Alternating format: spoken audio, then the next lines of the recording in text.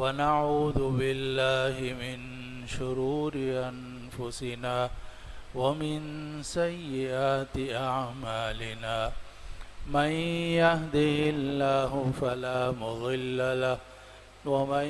يضلله فلا هادي له وأشهد أن لا إله إلا الله وحده لا شريك له ونشهد أن سيدنا وشفيعنا ومولانا محمدا عبده ورسوله صلى الله تعالى عليه وعلى آله وأصحابه وبارك وسلم تسليما كثيرا كثيرا أما بعد فأعوذ بالله من الشيطان الرجيم بسم الله الرحمن الرحيم فالق الإصباح وجعل الليل سكنا والشمس والقمر حسبانا ذلك تقدير العزيز العليم آمنت بالله صدق الله العظيم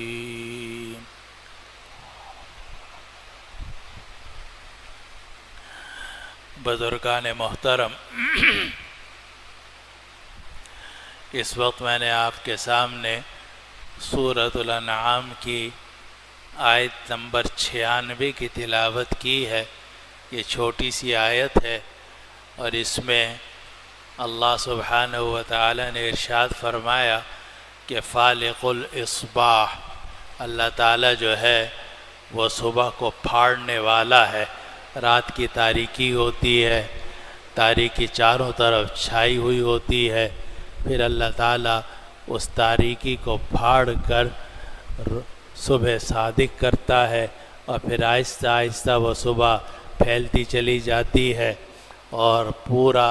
علاقہ جو ہے وہ سورج کی روشنی سے منور ہو جاتا ہے۔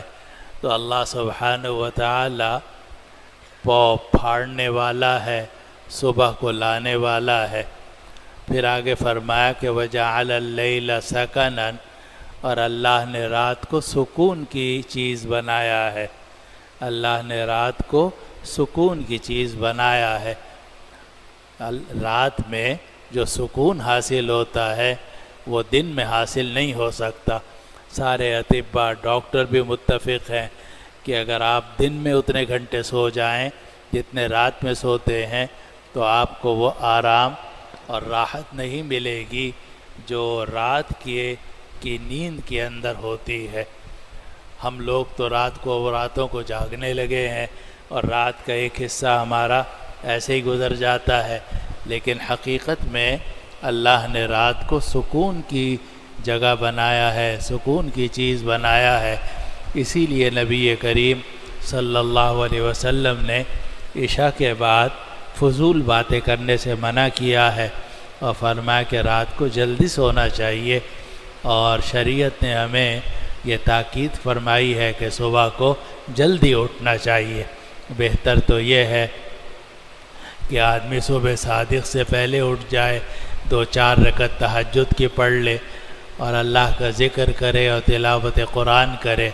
اور پھر نماز فجر باجماعت مسجد میں جا کر ادا کرے۔ عورتیں اپنے گھر میں پڑھ لیں، لیکن اگر آدمی تہجد کے وقت میں نہ اٹھ سکے تو کم از کم اس کو صبح جلدی اٹھنا چاہیے۔ صبح صادق ہوتے ہی آدمی کو اٹھ جانا چاہیے اور پھر مسجد میں جا کر نماز باجماعت ادا کرنی چاہیے۔ لیکن یہ اسی وقت ہوگا جب ہم اور آپ رات کو سکون حاصل کر لیں، سکینت حاصل کر لیں، 6-7 گھنٹے ہماری رات کی نیند پوری ہو جائے۔ تو اللہ تعالیٰ نے فرمایا کہ وَجَعَلَ اللَّيْلَ سَكَنًا، کہ اللہ نے رات کو سکون کی چیز بنایا ہے، اس میں سکون حاصل کیا کرو۔ آگے فرمایا والشمس والقمر حسبانا، اور اللہ نے سورج کو اور چاند کو حساب کے لیے بنایا ہے۔ سورج جو ہے اس سے بھی حساب معلوم ہوتا ہے، اور جو چاند ہے اس سے بھی حساب معلوم ہوتا ہے۔ تو قرآن مجید میں سورۃ الانعام کی اس آیت نمبر 96 میں یہ بات ارشاد فرمائی گئی کہ سورج بھی حساب کے لیے ہے اور چاند بھی حساب کے لیے ہے، اور یہی بات سورہ یونس میں آئی ہے، اور یہی بات سورہ بنی اسرائیل میں بھی آئی ہے وَلِتَعْلَمُوا عَدَدَ السِّنِينَ وَالْحِسَابَ، اور یہی بات جو ہے سورہ یاسین میں بھی آئی ہے۔ تو اللہ نے یہ سورج اور چاند کو حساب کے لیے بنایا ہے، اور آگے فرمایا ذَلِكَ تَقْدِيرُ الْعَزِيزِ الْعَلِيمِ، اور یہ طے کیا ہے اس ذات نے جو بہت غالب ہے، علم والی ہے۔ تو یہ سورج اور چاند جو ہے یہ حساب کے لیے ہے۔ ہمارے ہاں یہ غلط فہمی مشہور ہو گئی ہے، اور یہ بعض انگریزوں نے عیسائیوں نے پھیلائی، مگر حقیقت میں یہ بالکل غلط ہے۔ وہ یہ ہے کہ ہم یہ سمجھتے ہیں کہ یہ جو شمسی سال ہے یہ عیسوی سن ہے، اسی لیے سن عیسوی لکھتے ہیں، اور عام طور سے جب لوگ لکھتے ہیں سن 2019 تو آگے عین بنا دیتے ہیں، اور عین کا مطلب یہ سمجھتے ہیں کہ یہ عیسوی سال ہے، حالانکہ اس کا حضرت عیسیٰ علیہ السلام سے یا سیدنا عیسیٰ علیہ السلام کی نہ پیدائش سے کوئی تعلق ہے اور نہ ان کے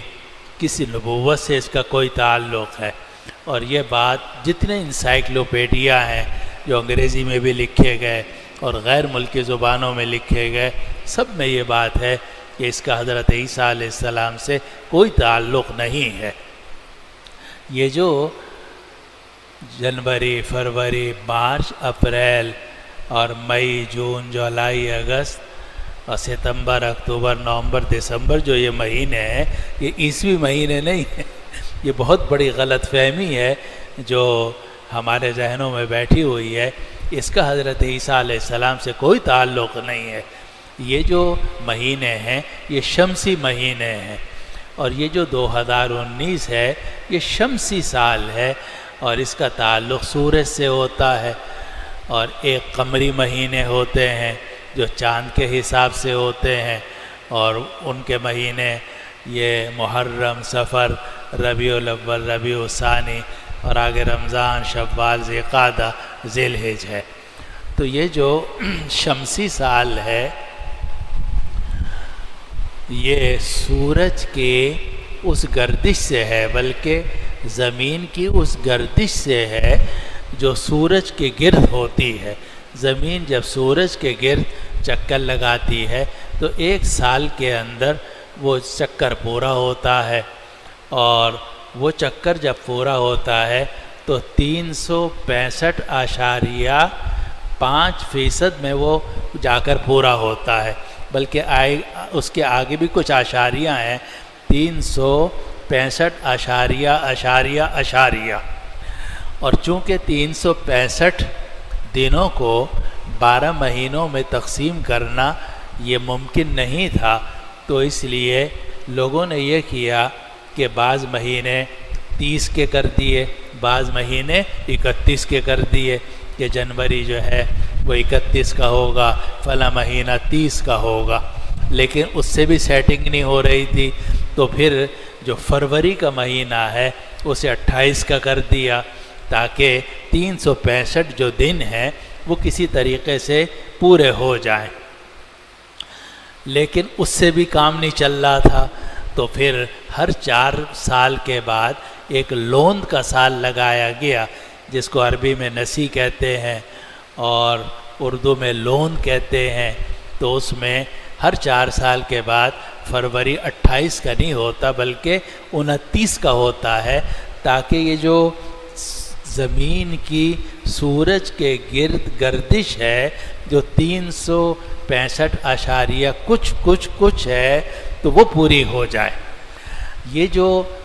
شمسی سال ہے اس کا تعلق زمین کی اس گردش سے ہے جو سورج کے گرد ہے، اور ایک گردش چاند کی ہوتی ہے، اور چاند جو ہے وہ زمین کے گرد گھومتا ہے،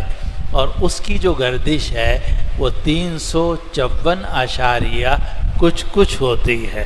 اب وہ جو چاند کی گردش ہے اسی سے یہ 12 مہینے پیدا ہوتے ہیں جو آنکھوں سے نظر آتے ہیں۔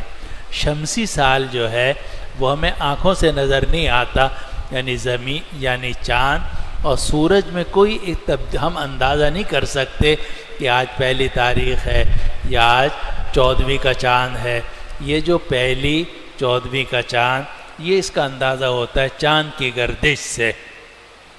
اور اسی لیے کہا جاتا ہے کہ جو چاند کے مہینے ہیں وہ اصل ہیں۔ اور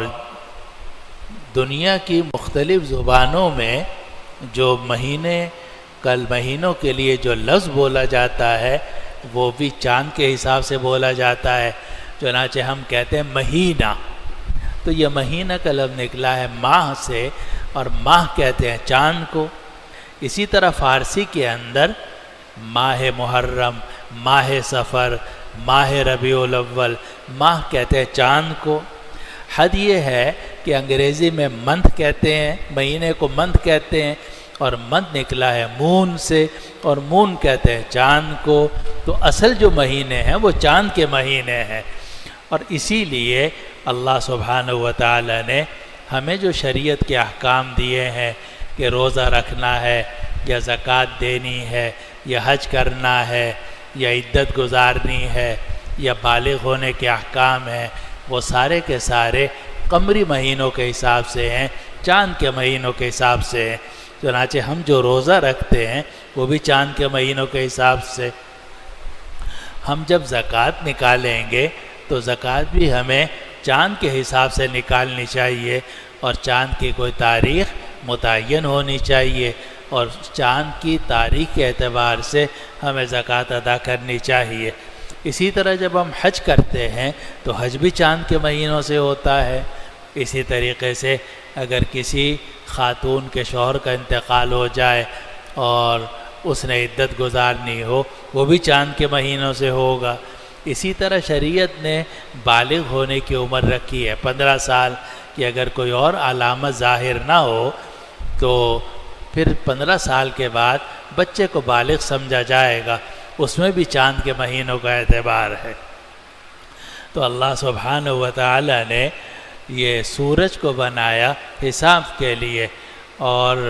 چاند کو بنایا حساب کے لیے، تو اللہ تعالیٰ نے فرمایا والشمس والقمر حسبانا، کہ اللہ نے یہ سورج اور چاند بنا ہے حساب کے لیے، ذالک تقدیر العزیز العلیم، اور یہ طے کیا ہے اس ذات نے جو غالب ہے، علم والا ہے۔ اسی لیے حضرت مولانا مفتی محمد شفیع صاحب قدس اللہ سرہ نے تفسیر معارف القرآن میں لکھا ہے کہ اگر چاند کے مہینوں سے آپ اپنا کوئی حساب کرنا چاہیں بالکل جائز ہے، کوئی گناہ نہیں ہے۔ اگر آپ کوئی تنخواہ سورج کے مہینوں سے یعنی جنوری فروری کے حساب سے اگر آپ کوئی تاریخ طے کرنا چاہیں یا کوئی نظم طے کرنا چاہیں تو شمسی مہینوں کے حساب سے آپ طے کر سکتے ہیں، جنوری، فروری، مارچ، اپریل، اور کوئی گناہ نہیں ہے۔ لیکن شریعت کے جتنے احکام ہیں وہ جنوری فروری کے اعتبار سے نہیں ہیں، بلکہ وہ قمری مہینوں کے اعتبار سے ہیں، یعنی ماہ محرم اور ماہ سفر، ربیع الاول۔ اور اسی لیے علماء نے لکھا کہ جو شمسی مہینے ہیں جنوری فروری، ان کا استعمال جائز ہے، آپ بچوں کو بھی یاد کرا سکتے ہیں، اور آج کل اکثر بچوں کو یاد ہوتا ہے کہ جنوری، فروری، مارچ، اپریل، مئی، لیکن بچوں کو چاند کے مہینے بھی یاد کرانے ضروری ہیں کہ چاند کے بھی 12 مہینے ہوتے ہیں، وہ ہے محرم، سفر، ربیع الاول، ربیع الثانی، جمادی الاولی، جمادی الثانیہ، رجب، شعبان، رمضان، شوال، ذوالقعدہ، ذوالحجہ۔ تو یہ 12 مہینے ہیں چاند کے، اور یہ اسلامی مہینے بھی کہلاتے ہیں۔ اور یہ قمری مہینے بھی کہلاتے ہیں، اور اسی پر سن ہجری ہے۔ اب یہ جو محرم کا مہینہ بھی گزرا ہے تو اس میں سن 1441 ہجری شروع ہوا، سن 1441 ہجری، اور 1441 ہجری کا مطلب یہ ہے کہ آج سے 1441 سال پہلے نبی کریم صلی اللہ علیہ وسلم نے مکہ مکرمہ سے ہجرت فرمائی اور مدینہ منورہ تشریف لائے۔ ویسے تو آپ ربیع الاول کے مہینے میں مدینہ پہنچے تھے، لیکن آپ نے ہجرت کی تیاریاں شروع کر دی تھی محرم سے، اور محرم سے یہ تیاریاں شروع کی، محرم اور سفر، اور پھر آپ سفر کے آخر میں اور ربیع الاول کے شروع میں مکہ مکرمہ سے نکلے، اور پھر آپ مدینہ منورہ پہنچے، اور مدینہ میں بہار آ گئی اور بچیاں گانے لگیں ربیع فی ربیع فی ربیع، کہ جناب ربیع الاول کا مہینہ ہے، بہار کا موسم ہے، اور نبی کریم صلی اللہ علیہ وسلم کے آنے سے پورے مدینہ منورہ میں بہار آ گئی ہے۔ تو بہرحال یہ جو 1441 ہے یہ ہجری کہلاتا ہے، اسی لیے جب آپ جنوری فروری 2019 لکھیں تو اس کے آگے لکھنا چاہیے شمسی۔ شمسی کا مطلب سورج والا، اور شین بھی آپ لکھ سکتے ہیں، اور جب آپ 1441 ہجری لکھیں گے اس کے آگے چھوٹی سی ہے لکھی جاتی ہے، اور چھوٹی سی ہے لکھنے کا مطلب یہ ہے کہ آج سے 1441 سال پہلے نبی کریم صلی اللہ علیہ وسلم نے اپنا گھر چھوڑا، اپنا خاندان چھوڑا، مکہ مکرمہ کو چھوڑا، بیت اللہ کو چھوڑا، مسجد حرام کو چھوڑا، اپنے وطن اصلی کو چھوڑا، اور اللہ کی خاطر مکہ مکرمہ چھوڑ کر آپ مدینہ منورہ تشریف لے آئے، اور آپ نے مدینہ منورہ میں آ کر اسلامی ریاست قائم فرمائی، جو پہلی اسلامی ریاست تھی، اور جسے خود نبی کریم صلی اللہ علیہ وسلم نے اپنے دست مبارک سے قائم فرمایا۔ اور مورخین نے لکھا ہے کہ یہ جو ہجری سال ہیں یہ اس کی ابتدا ہوئی ہے حضرت عمر فاروق رضی اللہ عنہ کے زمانے سے۔ حضرت عمر فاروق رضی اللہ عنہ کے زمانے سے پہلے جو سال ہوتا تھا وہ 1 2 3 نہیں ہوتا تھا، بلکہ اس سال کا کوئی نام ہوتا تھا، مثلا عام الہجرہ، پھر اگلا سال ہو گیا عام بدر، پھر ہو گیا عام احد، اس طریقے سے یہ مختلف سالوں کے نام رکھے ہوئے تھے۔ ایک مرتبہ مجلس تھی جس میں امیر المومنین سیدنا عمر فاروق رضی اللہ عنہ بھی موجود تھے، حضرت عثمان غنی، حضرت علی اور دوسرے صحابہ بڑے بڑے موجود تھے۔ تو ایک دستاویز پیش کی گئی اور اس میں لکھا ہوا تھا کہ یہ شعبان میں یہ دستاویز لکھی گئی، تو عمر فاروق رضی اللہ عنہ نے فرمایا کہ اس میں سال کیوں نہیں لکھا، سال لکھنا چاہیے۔ تو پھر یہ مشورہ ہوا کہ اب نمبروں کے حساب سے سال شروع کرنا چاہیے، تو چنانچہ اب یہ آپس میں گفتگو ہوئی کہ ہم جو یہ سال اسلامی سال شروع کریں یہ کب سے شروع کرنا چاہیے۔ بعض حضرات نے کہا کہ نبی کریم صلی اللہ علیہ وسلم کی ولادت سے شروع کرنا چاہیے، بعض حضرات نے یہ تجویز پیش کی کہ یہ شروع ہونا چاہیے نبی کریم صلی اللہ علیہ وسلم کے بعثت سے، یعنی جب آپ کے اوپر وحی نازل ہونی شروع ہوئی۔ بعض حضرات نے کہا کہ یہ اسلامی سال شروع ہونا چاہیے نبی کریم صلی اللہ علیہ وسلم کے وفات سے اور آپ کے وصال سے، لیکن حضرت علی اور حضرت عثمان رضی اللہ عنہما کی رائے یہ تھی کہ نہیں، یہ سال شروع ہونا چاہیے ہجرت کے ہجرت سے۔ اور وجہ عجیب ہے، وجہ یہ ہے کہ پیدائش کسی کے اختیار میں نہیں ہے۔ آپ یہ چاہیں کہ میں اسی دن پیدا ہوں جس دن نبی کریم صلی اللہ علیہ وسلم پیدا ہوئے تھے، یہ کیسے ممکن ہوگا؟ ہر آدمی تو پیر کے دن پیدا نہیں ہوتا۔ اگر آپ یہ چاہیں کہ میرا انتقال اسی دن ہو جس دن نبی کریم صلی اللہ علیہ وسلم کا انتقال ہو، یہ نہیں ہو سکتا۔ اور یہ بھی آپ نہیں چاہ سکتے کہ میرے اوپر وحی بھی آئے۔ ظاہر ہے کہ وحی ہے، ولادت ہے یا وفات ہے، یہ بالکل غیر اختیاری چیز ہے۔ اسی لیے اسلام کے اندر نہ برتھ ڈے منایا جاتا ہے، نہ وفات کا دن منایا جاتا ہے۔ دن اگر ہو سکتا ہے تو عمل والا دن ہو سکتا ہے کہ جس کی بنیاد عمل پر ہو، کہ جو عمل رحمت عالم سیدنا محمد مصطفیٰ صلی اللہ علیہ وسلم نے کیا ہے، وہ عمل بڑا اہم تھا۔ اللہ کی رضا کے خاطر اپنا وطن چھوڑنا، اللہ تعالیٰ کی رضا کے خاطر گھر چھوڑنا اور ہجرت کرنے کے مکہ مکرمہ سے مدینہ منورہ آنا، یہ ہے وہ عمل جس کو تمام صحابہ نے اختیار کیا، اور سب نے کہا کہ اسلامی سال کی اب ابتدا ہوگی تو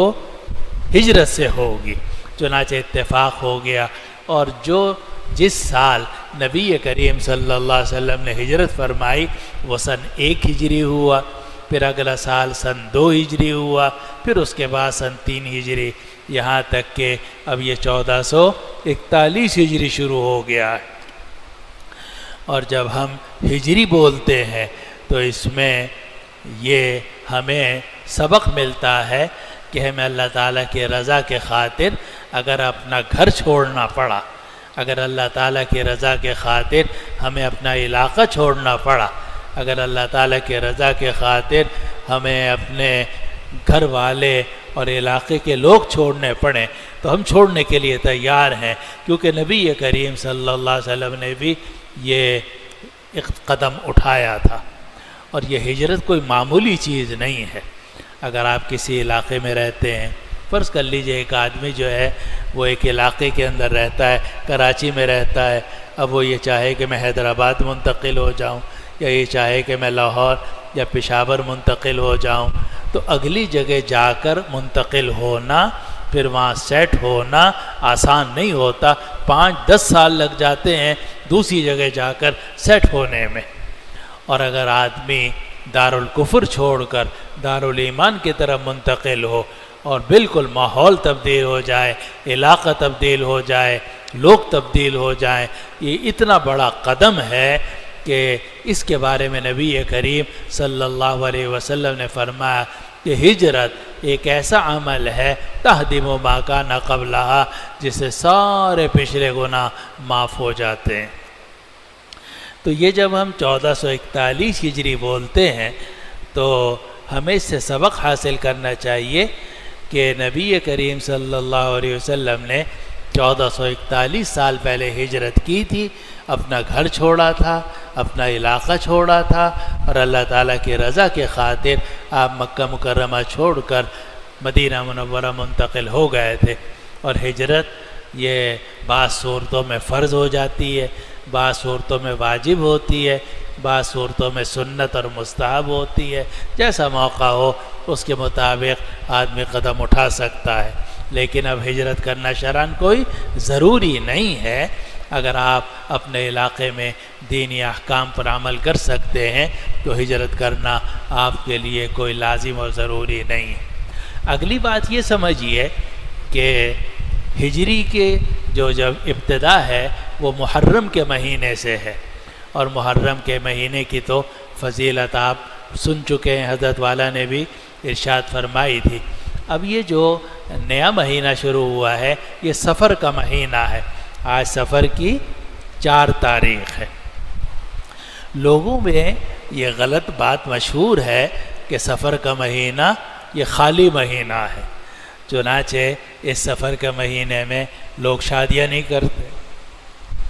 اور یہ سمجھتے ہیں کہ شاید سفر جو ہے وہ منحوس ہے، نعوذ باللہ من ذالک۔ حالانکہ سفر کوئی منحوس مہینہ نہیں ہے،